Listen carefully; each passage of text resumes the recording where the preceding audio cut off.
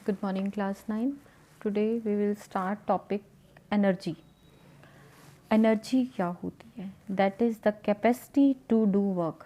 यानी आपको जितना भी आप काम करते हो, वो जो काम करने की आपकी कैपेसिटी है, जो आपकी एबिलिटी है काम करने की, वो आपकी क्या होती है? एनर्जी होती है। अब हमने एनर्जी एनर्जी तो बहुत सारी टाइप्स की एनर्जीज़ होती हैं जो जैसे हम कोई भी काम करते हैं तो उस टाइम वो एनर्जी आपको कहाँ से मिलती है? कहाँ से मिलती है?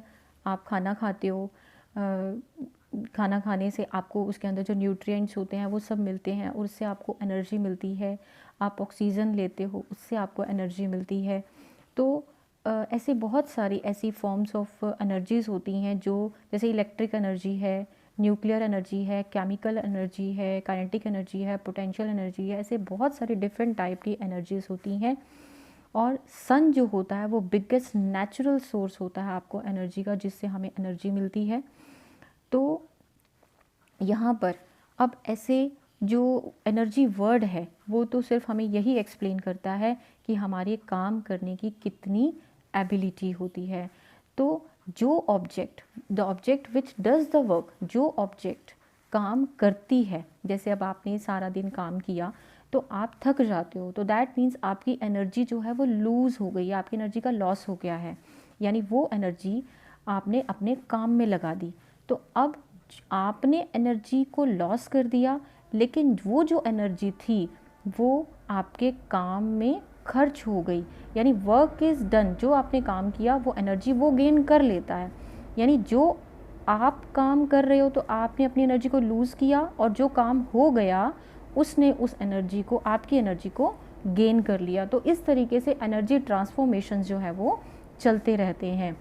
तो overall result is that the energy is the capacity to do work, और the object which does the work losses energy, and the object on which you have to do the work is gains energy। जिसके ऊपर आप काम कर रहे हो वो energy gain कर लेता है, और जो काम आप कर रहे हो तो आप थक जाते हो, दैट मीन्स आपने अपनी एनर्जी को यूज़ कर लिया है, उसका लॉस हो गया है या आपने उसको लूज़ कर दिया, आपने उसको ट्रांसफ़र कर दिया है किसी और को। तो इस तरीके से एनर्जी रिसीव करना, एनर्जी गेन करना, ये सब चलता रहता है। तो this is called the energy conservation, that means the transformation of the energy. Energy जो है वो ट्रांसफॉर्म हुई है, ये ना तो क्रिएट होती है ना ही ये डिस्ट्रॉय होती है, बट ये ट्रांसफ़र हो जाती है one form to the another form. तो इस तरीके से जो एनर्जी के यूनिट्स होते हैं वो भी बिल्कुल क्या होते हैं? वर्क की तरह ही होते हैं। जैसे कि जूल, वर्क के यूनिट्स क्या होते हैं? जूल होते हैं। तो ऐसे ही यूनिट जो एनर्जी का होता है वो भी क्या होता है? जूल ही होता है। तो अब 1 जूल को हम कैसे डिफाइन करेंगे? 1 joule is the energy required to do 1 joule of work. यानी 1 जूल वर्क करने के लिए जो एनर्जी हमें रिक्वायर्ड होती है उसे हम बोलते हैं 1 joule. That is very important definition. 1 joule is the energy required to do 1 joule of work. तो इसी तरीके से आपका वर्क की जो डेफिनेशन थी 1 जूल ऑफ वर्क था वो, और ये 1 जूल ऑफ एनर्जी है। तो दोनों की डेफिनेशंस में थोड़ा सा फ़र्क है। अब यहाँ पर जो लार्जर यूनिट होता है एनर्जी का वो किलो जूल होता है। तो 1 किलो जूल जो होता है वो 1000 जूल्स के इक्वल होता है। अब यहाँ पे that this topic is forms of energy. मैंने आपको पहले भी बताया बहुत सारी फॉर्म्स होती हैं, potential energy, kinetic energy, heat energy, chemical, electric, light energy, ऐसी बहुत सारी एनर्जीज होती हैं। तो आपके सिलेबस के अंदर 2 टाइप ऑफ एनर्जी हमें इस चैप्टर के अंदर करनी है, that is kinetic energy and the potential energy. हमें इन 2 एनर्जीज़ के बारे में इस चैप्टर के अंदर स्टडी करना है। अब काइनेटिक एनर्जी क्या होती है?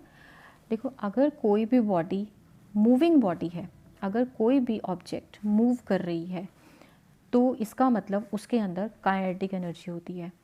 An object moving faster can do more work than an identical object. ये तो आपको पता है कि एक ऑब्जेक्ट बहुत धीरे धीरे काम कर रही है और एक ऑब्जेक्ट बहुत फास्टर काम कर रही है।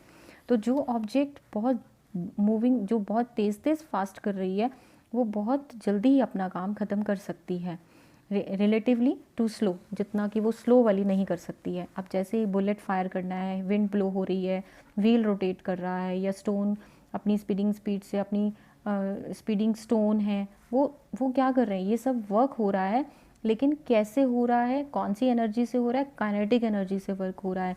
तो काइनेटिक एनर्जी क्या होती है, it is the energy which is used by any object in case of motion. यानी जब एक बॉडी चलती है, यानी एक ऑब्जेक्ट जब मोशन में होती है, तो हम उसमें बोलते हैं कि उसमें काइनेटिक एनर्जी होती है। तो इन शॉर्ट हम ये कह सकते हैं, kinetic energy is the energy possessed by an object due to its motion. सिर्फ उसके मोशन में होने की वजह से हम उसके अंदर बोलते हैं कि उसके अंदर काइनेटिक एनर्जी होती है। और जैसे जैसे एक ऑब्जेक्ट फास्ट होती जाती है, एक ऑब्जेक्ट की मोशन फास्ट होती जाती है और उसकी स्पीड बढ़ती जाती है, तो काइनेटिक एनर्जी भी क्या हो जाएगी, इंक्रीज हो जाएगी। That means the kinetic energy of the object increases with its speed. Now what is it's formula, it's formula is half mv²। तो अब सबसे पहले हम इस के अंदर हम ये देखेंगे कि इस फॉर्मूले को हमें ड्राइव कैसे करना है। तो हम सबसे पहले इसकी डेरिवेशन करेंगे। इसकी डेरिवेशन बिल्कुल सेम है, इस फॉर्मूले को कैसे ड्राइव करना है। तो हमने एक ऑब्जेक्ट कंसीडर करनी है। Let us consider an object whose mass is m, और वो मूव कर रही है कितनी वेलोसिटी से, u is the initial velocity, यानी स्टार्टिंग में वो बॉडी u वेलोसिटी से मूव कर रही है। अब अगर वो मूव कर रही है तो दैट मीन्स उसने कोई ना कोई डिस्प्लेसमेंट कवर किया होगा, यानी वो एक जगह से दूसरे जगह पर मूव कर चुकी होगी, उसने डिस्प्लेस किया होगा, अपनी जगह बदल ली होगी। तो लेट्स सपोज करते हैं कि it is displace through a distance s, यानी वो s डिस्टेंस से डिस्प्लेस होगी। तो लेट अस कंसीडर जैसे एक पॉइंट a है और ये पॉइंट b है, तो एक ऑब्जेक्ट पहले यहाँ पर थी और वो u वेलोसिटी से चल रही थी और इस बॉडी का मास m था। अब वो बॉडी s पॉइंट पर पहुँच गई, b पॉइंट पर पहुँच गई, यानी उसने s डिस्प्लेसमेंट कवर कर लिया। अब कैसे डिस्प्लेसमेंट कवर किया, इसके ऊपर कौन सा फोर्स एक्ट किया गया, F फोर्स एक्ट किया, यानी F फोर्स इसके ऊपर लगाया गया और ये बॉडी चलना शुरू हो गई u वेलोसिटी से और उसने s डिस्प्लेसमेंट कवर कर लिया। अब ये सब करते हुए अब फोर्स भी लग रहा है, डिस्प्लेसमेंट भी हो रहा है। तो हमने वर्क वाले टॉपिक में पहले भी किया है कि वर्क को करने के लिए टू थिंग्स रिक्वायर्ड होती हैं, force should be applied and displacement should be acquired by the body. तो दो चीज़ें, अब फोर्स भी लग रहा है, यहाँ डिस्प्लेसमेंट भी हो रहा है, that means the work is done, यानी यहाँ पर वर्क हुआ है। और वो वर्क का फॉर्मूला क्या होता है, फोर्स मल्टीप्लाई बाय डिस्प्लेसमेंट, यानी F इंटू एस। अब कुछ टाइम के बाद वो बॉडी अपनी वेलोसिटी को बदल देती है। अब जैसे जैसे फोर्स लगाते जा रहे हैं, ज़्यादा फोर्स लगाएंगे तो वो वेलोसिटी, जो बॉडी की वेलोसिटी है वो भी बदल जाएगी। तो लेट सपोज करते हैं पहले उसकी वेलोसिटी जब u थी तो बाद में कितनी हो गई, v हो गई, और ज़्यादा फोर्स लगाने पर, यानी उसकी वेलोसिटी बढ़ गई। अब वेलोसिटी बढ़ गई, कितना, कहाँ से कहाँ बढ़ी, u से क्या हो गई, v हो गई। और जब भी वेलोसिटी चेंज होती है तो एक एक्सेलरेशन प्रोड्यूस होता है and that acceleration is a। Acceleration तभी प्रोड्यूस होता है जब बॉडी की वेलोसिटी चेंज होती है। अब यहाँ पर वेलोसिटी चेंज हो रही है, सो ए एक्सेलरेशन विल बी प्रोड्यूस्ड। तो अब आपने प्रीवियस चैप्टर के अंदर कि आपने इक्वेशन की हुई है v² minus u² is equal to 2as। तो इस इक्वेशन को यूज़ करेंगे और इस इक्वेशन में से हम डिस्प्लेसमेंट s फाइंड आउट करेंगे। s is equal to v² minus u² upon 2a। यहाँ से जब हमने इक्वेशन फाइंड आउट की, ये क्यों फाइंड आउट की, क्योंकि आपको वर्क डन नहीं पता था कि वर्क डन कितना हुआ है, हमें वर्क डन फाइंड आउट करना है। Work done equal to Fs। अब F फोर्स अप्लाई किया और जो कि फोर्स है वो किसके इक्वल होता है, ma। और S डिस्प्लेसमेंट हमने फाइंड आउट कर लिया v² minus u² upon 2a। तो जब हम W is equal to F multiply S वाले फॉर्मूले में इसे पुट करेंगे, F का फॉर्मूला m में और S is v² minus u² upon 2a। तो जब हम ये पुट करेंगे तो ये a से a जो है ये कैंसिल हो जाएगा, आपके पास रह जाएगा m v² minus u² upon 2। अब आप यहाँ पर देखिए, अगर इनिशियल वेलोसिटी एक बॉडी की ज़ीरो है, अब हम केसेस कर रहे हैं, अगर एक बॉडी की इनिशियल वेलोसिटी ज़ीरो है तो u क्या हो जाएगा, ज़ीरो हो जाएगा। तो w is equal to half mv² रह जाएगा and this work done is stores in the form of kinetic energy, क्योंकि जितना भी वर्क डन लगा है वो उस बॉडी को मूव करवाने में लगा है। तो सारा का सारा जो आपका वर्क है वो उस एनर्जी में कन्वर्ट हो जाएगा।